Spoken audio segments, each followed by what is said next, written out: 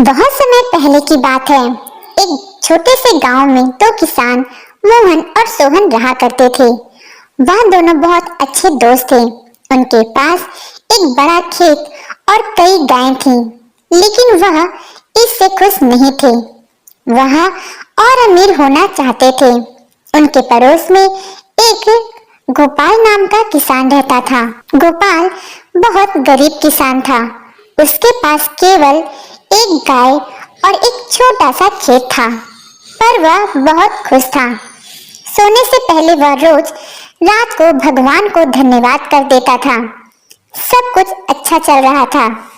गोपाल को इस तरह खुश देखकर मोहन और सोहन हमेशा यही सोचा करते कि यह गरीब होकर भी इतना खुश कैसे रह सकता है। फिर वो दोनों सोचते हैं कि क्यों न इसकी गाय खरीद ली जाए, और वह दोनों गोपाल के पास जाते हैं उसकी गाय को खरीदने के लिए। पर गोपाल उन्हें मना कर देता है। वह कहता है कि मैं अपनी प्रिय गाय किसी को भी नहीं बेचूंगा। यह सुनकर मोहन और सोहन को बहुत गुस्सा आता है और वे वहां से वापस चले आते हैं, और वह दोनों गोपाल से अपने इस अपमान का बदला लेने का सोचते हैं। सोहन मोहन से कहता है, मोहन, उस गोपाल की हिम्मत कैसे हुई हमें मना करने की? शायद उसे खबर नहीं कि हम लोग कौन हैं और हम उसके साथ क्या कर सकते हैं। तब मोहन कहता है, हाँ सोहन, तुमने सही कहा, हमें जरूर कुछ करना चाहिए। फिर उन दोनों ने गोपाल से अपने अपमान का बदला लेने के लिए एक योजना बनाई। कहते हैं कि गोपाल को अपनी गाय पर बहुत गर्व है ना, तो हमें उसे मजबूर करना होगा उसे अपने गाय को बेचने का। यही हमारे अपमान का बदला। तब मोहन कहता है, वो तो ठीक है, पर हम उसे मजबूर कैसे करेंगे? तब सोहन कहता है, हम रात को उसके खेत में जाकर उसकी सारी फसल खराब कर देंगे। जब उसके पास उसकी गाय को खिलाने के लिए कुछ न होगा, तब उसे मजबूरन अपनी गाय को बेचना ही होगा। योजना के अनुसार मोहन और सोहन ने रात में गोपाल की सारी फसल को जला दी। सुबह जब गोपाल ने अपनी फसल जली हुई देखी तो वह बहुत उदास हो गया। उसकी आंखों में आंसू आ गए। वह पूरी तरह से टूट गया था। अब गोपाल के पास कुछ भी नहीं बचा था। एक सप्ताह बीत गए। गोपाल के पास अपनी गाय को खिलाने के लिए कुछ भी नहीं था। तब वह सोचने लगा कि अगर मैंने अपने गाय को कुछ भी नहीं खिलाया तो वह मर जाएगी, इसलिए इसे बेचना ही ठीक रहेगा। वह कुछ चांदी के सिक्के उधार लेकर अगले दिन शहर की ओर चल देता है अपनी गाय को बेचने के लिए। रास्ते में चलते चलते गोपाल सोचता है कि अगर रास्ते में मुझे लुटेरे मिल गए तो जो कुछ भी मेरे पास है वह सब कुछ छीन लेंगे। इस डर से वह उन 10 चांदी के सिक्कों को अपनी गाय के गले की थैली में छुपा देता है।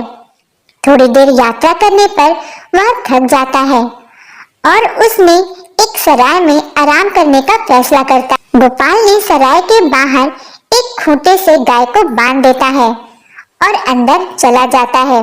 तभी एक चांदी का सिक्का गाय के गले की थैली से निकलकर जमीन पे गिर जाता है। सराय के मालिक ने ये सब देखा और वह आश्चर्यचकित हो गया और सोचने लगा कि गाय के गले से एक चांदी का सिक्का, जरूर यह एक जादुई गाय है।